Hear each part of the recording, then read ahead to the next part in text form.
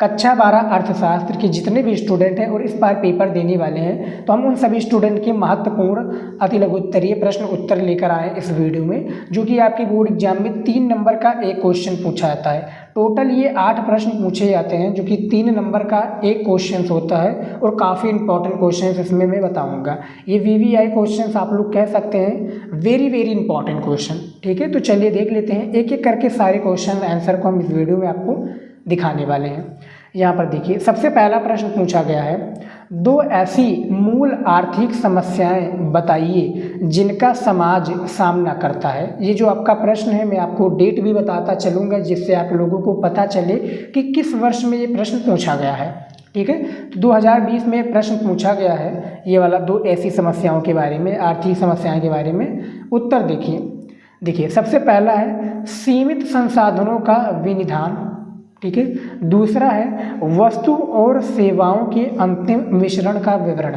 ठीक है, ये 2 ऐसी मूल आर्थिक समस्याएं हैं जिनका समाज सामना करता है। ठीक है, तो ये 2020 में क्वेश्चन पूछा गया था, इसको आप लोग देख लीजिए। ठीक है, तैयार कर लीजिएगा।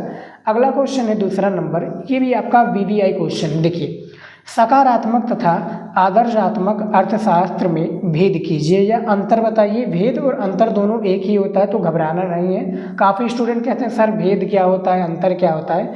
देखिए, भेद और अंतर क्या है, अथवा लगकर क्वेश्चन पूछे जाते हैं। ठीक है, इसका आंसर यही होगा जो यहाँ पर दिया हुआ है। देखिए, NCERT का ये क्वेश्चन है, 2020 में भी पूछा गया था, 2023 और इस साल यानी 2024 में भी पूछा गया था क्वेश्चन। ठीक है, तो उत्तर चलिए देख लेते हैं इसका। देखिए, सबसे पहले सकारात्मक अर्थशास्त्र की मैं बात करूँ तो देखिए, सकारात्मक अर्थशास्त्र से अभिप्राय उस अध्ययन से है जिसमें ये अध्ययन किया जाता है कि विभिन्न क्रियाविधियाँ किस प्रकार कार्य करती हैं। जो विभिन्न क्रियाविधि हैं सकारात्मक अर्थशास्त्र में, ये किस प्रकार से कार्य करती हैं। अब आदर्शात्मक अर्थशास्त्र की बात करूं तो यहाँ पर देखिए, आदर्शात्मक अर्थशास्त्र से अभिप्राय उस अध्ययन से है जिसमें ये समझने का प्रयास किया जाता है कि कौन सी क्रियाविधि हमारे अनुकूल है और कौन सी अनुकूल नहीं है। ठीक है, यहाँ पर दोनों बातें की जाती है कि कौन सी क्रियाविधि है जो हमारे अनुकूल है और कौन सी हमारे अनुकूल नहीं है। ठीक है, तो सकारात्मक और आदर्शात्मक जो है अर्थशास्त्र की बात की जा रही थी, तो मैंने आप लोगों को बता दिया, यहाँ पर देख सकते हैं। ज़्यादा जानकारी के लिए आप लोग वीडियो को रोक कर भी समझ सकते हैं स्टूडेंट। ठीक है, क्योंकि आपके लिए समझना मोस्ट इम्पॉर्टेंट है। अगला क्वेश्चन है यहाँ पर देखिए, ये देखिए 3 नंबर प्रश्न पूछा गया है, उत्पादन संभावना सीमा क्या है। ठीक है, NCERT का क्वेश्चन है और ये भी क्वेश्चन आप लोगों का बोर्ड परीक्षा में 2020 में पूछा गया था। तो उत्पादन संभावना सीमा क्या है, इसके बारे में बताना है।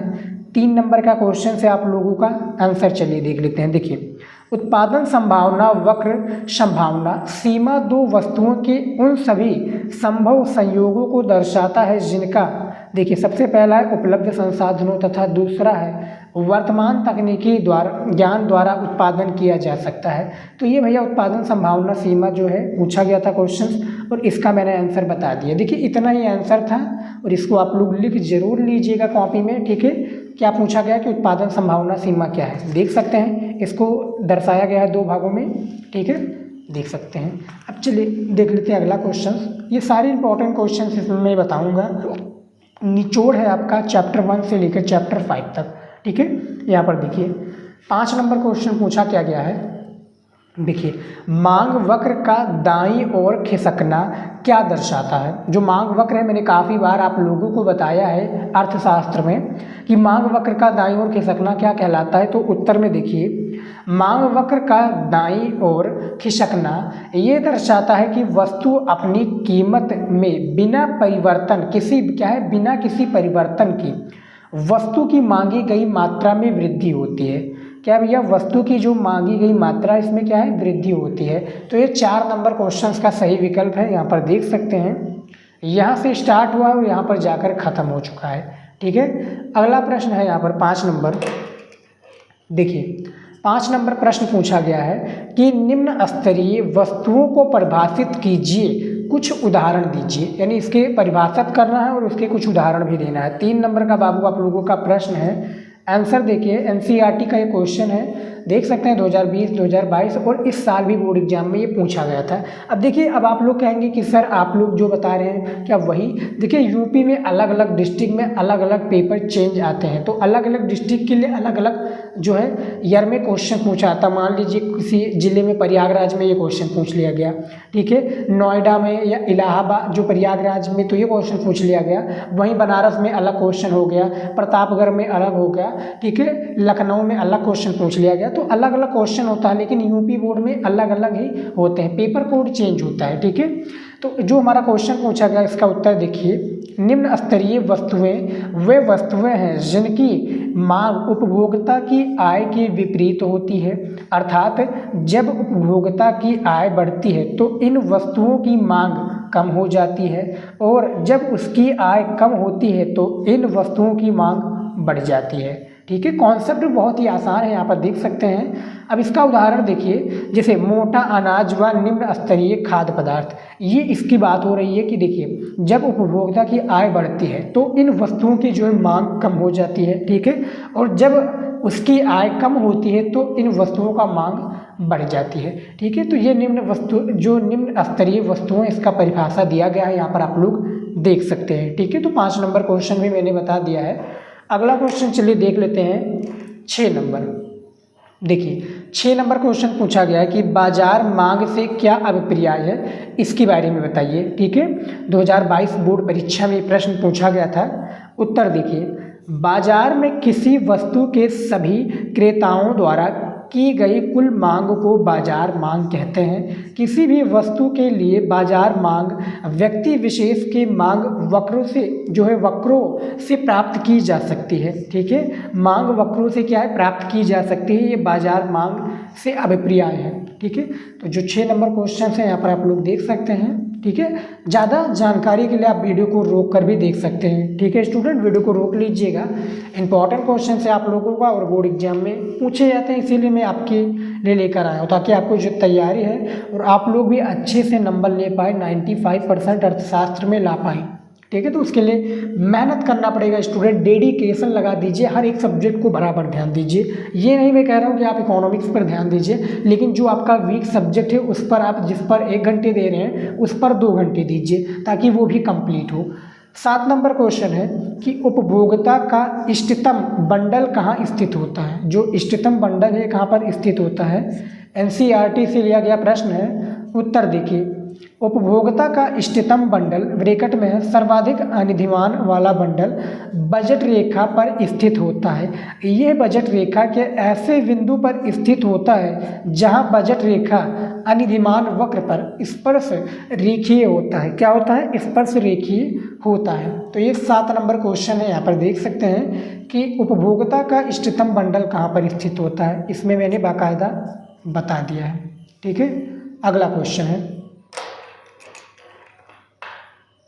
यहाँ पर देखिए 8 नंबर प्रश्न है, मांग लोचदार कब होती है। तो जो मांग लोचदार है ये कब होती है, इसका आंसर देखिए। उत्तर, मांग लोचदार तब कहलाती है जब मांगी गई मात्रा में प्रतिशत परिवर्तन कीमत में, मांगी गई जो मात्रा है इसमें प्रतिशत परिवर्तन कीमत में प्रतिशत परिवर्तन से अधिक होता है, ठीक है। यहाँ पर आप देखिए कॉन्सेप्ट छोटा सा है, इसका आंसर भी छोटा सा है, लेकिन 3 नंबर आपको बराबर दिया जाएगा।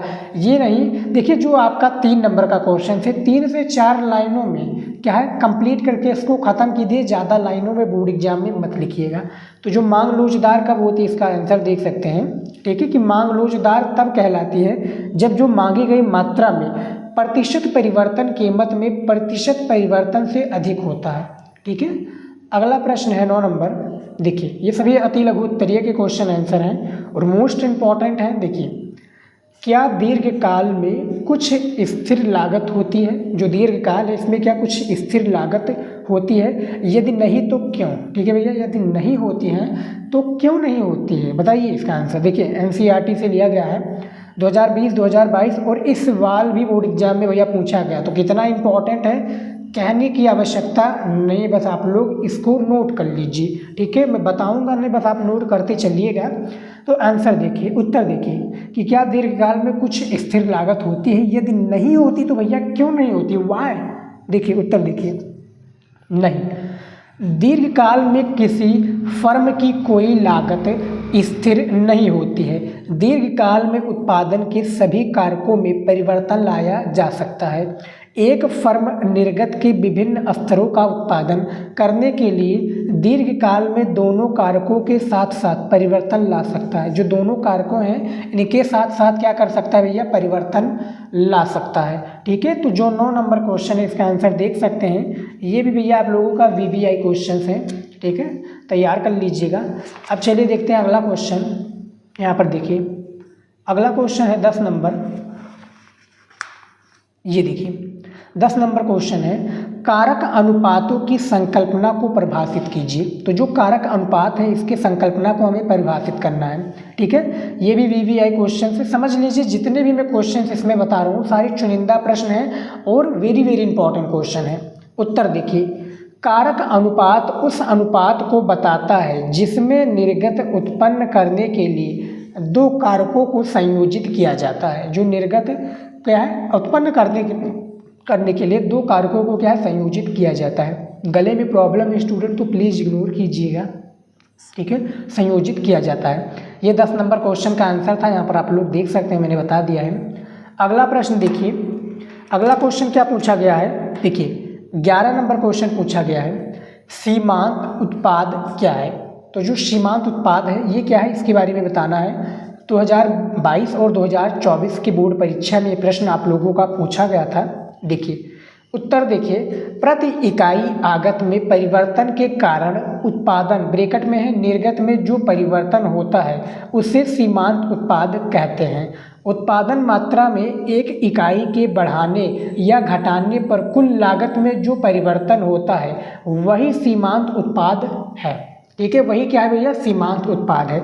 तो ये क्वेश्चन पूछा गया कि सीमांत उत्पाद क्या होता है। ठीक है, सीमांत उत्पाद किसे कहते हैं, इससे आशय क्या है। तो ये सभी अथवा करके क्वेश्चंस आएंगे। इसका आंसर यही होगा, यही आप लोगों को लिखना है। इसका ये परिभाषा है। ठीक है, किसी भी टाइप के क्वेश्चन बोर्ड एग्जाम में पूछा जाए आंसर यही दीजिएगा जब परिभाषा से रिलेटेड हो, जब आपको लगे कि हाँ ये परिभाषा है। ठीक है, और जो मैंने आपको विकल्प दिए हैं कि आशय परिभाषित कीजिए, स्पष्ट कीजिए, ये सभी इसी तरीके से क्वेश्चंस आते हैं। देखिए इसमें देखिए कि सीमांत उत्पाद में कि देखिए सीमांत उत्पाद हो गया कुल उत्पाद में परिवर्तन, फिर बटा देखिए परिवर्तनशील साधन की इकाइयों में परिवर्तन। ठीक है, ये सीमांत उत्पादन से है। ठीक है, अगला प्रश्न है 12 नंबर, पैमाने के प्रतिफल का अर्थ लिखिए। ठीक है, ये भी मोस्ट इंपॉर्टेंट क्वेश्चन है। तो जो पैमाने का प्रतिफल है इसका हमें क्या करना है, अर्थ लिखना है। देखिए उत्तर है, पैमाने के प्रतिफल से आशय है उत्पादन के सभी साधनों को एक ही अनुपात में बढ़ाना। अतः पैमाने के प्रतिफल के अंतर्गत सभी साधनों की मात्राओं में एक समान अनुपात में परिवर्तन करने पर कुल उत्पादन पर पड़ने वाले प्रभाव का अध्ययन किया जाता है। कुल उत्पादन पर क्या है, पड़ने वाले जो प्रभाव है उसका अध्ययन किया जाता है। तो जो 12 नंबर क्वेश्चन था इसका आंसर आप लोग देख सकते हैं। ठीक है, ये सभी क्वेश्चंस मैंने आपको बता दिए हैं, 12 नंबर क्वेश्चन भी। ठीक है, मैं इसमें और भी इंपॉर्टेंट क्वेश्चंस इंक्लूड किया है, तो वीडियो को लास्ट तक देखिएगा, छोड़कर मत जाइएगा, क्योंकि इसमें इंपॉर्टेंट क्वेश्चंस हैं जो आपकी तैयारी को अच्छे से कंप्लीट कराएंगे। ठीक है, अगला यहाँ पर देखेंगे क्वेश्चन क्या पूछा गया भैया। देखिए 13 नंबर क्वेश्चन,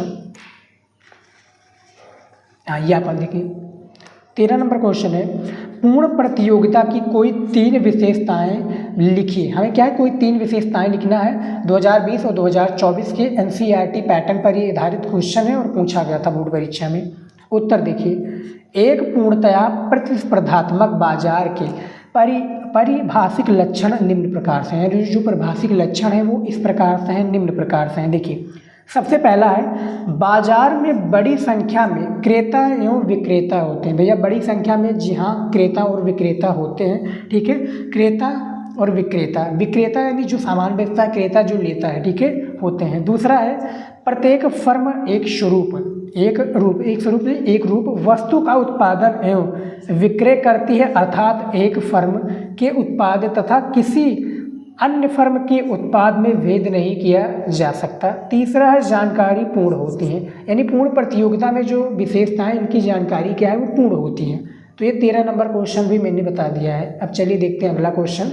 यहाँ पर आप लोग ज़्यादा जानकारी के लिए, जैसा कि मैं बताता हूँ, आप लोग क्या है वीडियो को आराम से स्क्रीन पर टेक करके क्या क्लिक करके रोक लीजिए, और क्वेश्चंस को लिख रहे हैं तो अच्छी बात है, लिख लीजिए, नहीं तो टिक लगा लीजिए क्वेश्चंस को, क्योंकि भैया मोस्ट इंपॉर्टेंट है। ठीक है, मैं बार बार बता रहा हूँ मोस्ट इंपॉर्टेंट है, काफ़ी रिसर्च लगा है, काफ़ी मेहनत लगा है, और अभी तक आप लोगों ने चैनल को सब्सक्राइब और वीडियो को लाइक नहीं किया तो कर दीजिए। बहुत ही मेहनत लग रहा है इस वीडियो को बनाने के लिए, तो कर दीजिए, और जिस भी टॉपिक पर आप लोग कमेंट करेंगे वो मैं वीडियो लाने का पूरा प्रयास करूँगा। ठीक है स्टूडेंट, 14 नंबर प्रश्न देखिए यहाँ पर, बाजार का अर्थ लिखिए। जो बाजार है इसका आपको अर्थ लिखना है। 2020 में क्वेश्चन पूछा गया था, वेरी वेरी इंपॉर्टेंट क्वेश्चन है। उत्तर देखिए, बाजार वो व्यवस्था है जो क्रेताओं तथा विक्रेताओं को एक दूसरे के संपर्क, देखिए एक दूसरे के संपर्क, यहाँ पर देखिए संपर्क हो जाएगा, ठीक है, एक दूसरे के संपर्क में लाकर वस्तुओं तथा सेवाओं की क्या है, बिक्री एवं खरीद को सुविधाजनक बनाता है। बाजार क्या होता है भैया, वही होता है मार्केट, कि हम जाते हैं सामान लेने, जो दुकानदार होता है वो सामान देता है। ठीक है, तो यहाँ पर देखिए एक दूसरे के संपर्क में लाकर वस्तुओं तथा सेवाओं की बिक्री एवं खरीद को क्या है, सुविधाजनक बनाता है। ठीक है, उसे पैसा कमाने और मुझे वो सामान ज़रूरत है, ठीक है, उसको अन्य किसी चीज़ की ज़रूरत है और हमको भी किसी अन्य चीज़ की ज़रूरत है। ठीक है, तो बाजार का अर्थ यही होता है। तो ये 14 नंबर क्वेश्चन भी मैंने बता दिया है। अब चलिए देखते हैं अगला क्वेश्चन। यहाँ पर देखिए 15 नंबर क्वेश्चन है कि इकाई कर लगाने से एक फर्म के पूर्ति वक्र को किस प्रकार प्रभावित करता है, इसके बारे में बताइए। ये भी बाबू आप लोगों का मोस्ट इंपॉर्टेंट क्वेश्चन है। देखिए उत्तर है, प्रति इकाई कर लगाने से फर्म का पूर्ति वक्र बाईं ओर खिसक जाता है, अतः किसी भी दी गई बाजार कीमत पर अब फर्म निर्गत की अधिक इकाइयों का उत्पादन करती है। जो फर्म निर्गत है इसकी जो अधिक इकाइयां हैं इसको क्या है, उत्पादन ये करती हैं। तो जो क्वेश्चन पूछा गया था 15 नंबर कि इकाई कर लगाने से एक फर्म की पूर्ति वक्र को किस प्रकार प्रभावित करता है, ये इसका आंसर है। ठीक है, तो 15 नंबर क्वेश्चन से यहाँ पर आप देख सकते हैं, आंसर मैंने बता दिया है। चलिए देखते हैं अगला क्वेश्चन। यहाँ पर देखिए स्क्रीन पर दिया हुआ 16 नंबर क्वेश्चन, संतुलन कीमत से आप क्या समझते हैं। देखिए संतुलन कीमत से रिलेटेड क्वेश्चन पूछा गया है। उत्तर है, संतुलन कीमत वो कीमत होती है जिस पर किसी वस्तु की बाजार मांग उसकी पूर्ति के बराबर होती है। यानी जो भी वस्तु इसकी बाजार मांग क्या होती है, वो उसकी पूर्ति के बराबर होती है। ठीक है, देखिए संतुलन कीमत बाजार मांग बराबर बाजार पूर्ति। ठीक है, संतुलन कीमत भी इसमें बाजार मांग भी है और बाजार की पूर्ति भी हो रही है। ठीक है, ये संतुलन कीमत से परिभाषा है, इसका आशय है, इसका उदाहरण है, उदाहरण नहीं इसका आशय है। ठीक है, स्पष्ट है, आशय है, और परिभाषित कीजिए। इससे आप क्या समझते हैं पूरी चीज़ें को बता दिया गया है 16 नंबर क्वेश्चन में। ठीक है, अगला क्वेश्चन है यहाँ पर देखिए 17 नंबर क्वेश्चन है, श्रम का सीमांत संप्राप्ति उत्पाद किसे कहते हैं। जो श्रम का सीमांत है संप्राप्ति उत्पाद किसे कहते हैं, इसके बारे में क्वेश्चन पूछा गया है। उत्तर देखिए, श्रम की प्रत्येक अतिरिक्त इकाई के लिए उसे जो अतिरिक्त लाभ प्राप्त होते हैं वो सीमांत संप्राप्ति तथा सीमांत उत्पाद के गुणनफल के बराबर है। इसे ही श्रम का सीमांत या संप्राप्ति उत्पाद L कहते हैं। ठीक है, यहाँ पर कॉन्सेप्ट देखिए कितना अच्छे से क्वेश्चन पूछा गया कि श्रम का सीमांत या संप्राप्ति उत्पाद किसे कहते हैं। ठीक है, तो इसका भी आंसर देख सकते हैं कि इसे ही श्रम का सीमांत संप्राप्ति उत्पाद L कहते हैं। ठीक है, अथवा लगकर क्वेश्चन पूछा गया जाएगा कि संप्राप्ति किसे होते हैं, तो यही आप लोगों को लिखना है। ठीक है, तो ये 17 नंबर क्वेश्चन में मैंने बता दिया है। अब चलिए देख लेते हैं अगला क्वेश्चन। यहाँ पर देखिए 18 नंबर क्वेश्चन पूछा गया है अति लघु उत्तरीय का, समर्थन कीमत से क्या समझते हैं। ठीक है, 3-3 नंबर का क्वेश्चन है स्टूडेंट, और आपके बोर्ड एग्जाम में खासकर क्लास 12th में 8 ही क्वेश्चन पूछे जाएंगे। तो 8 तिरिक 24 नंबर तो आप लोगों का इसी में फिक्स हो जाएगा। किसमें, अति लघु उत्तरीय प्रश्न में। बस आप लोगों को तैयार कर लेना है। देखिए 18 नंबर क्वेश्चन है कि समर्थन कीमत से क्या अभिप्राय है। उत्तर देखिए, समर्थन कीमत सरकार द्वारा उत्पाद की खरीद के लिए, सरकार द्वारा जो उत्पाद की खरीद है, खरीद के लिए किसानों को प्रदान की जाने वाली सुनिश्चित न्यूनतम कीमत होती है। प्रायः ये संतुलन कीमत के ऊपर होती है। ये कीमत किसानों को उनकी आय को विनियमित करने के लिए प्रदान की जाती है। जो किसान होते हैं उनकी आय को क्या किया जाता है, विनियमित करने के लिए स्टूडेंट ये प्रदान की जाती है। तो जो भैया हमारा 18 नंबर क्वेश्चन है इसका आंसर यहाँ पर देख सकते हैं, मैंने बता दिया है। ठीक है, तो आई होप कि आपको समझ में आ गया होगा। ठीक है।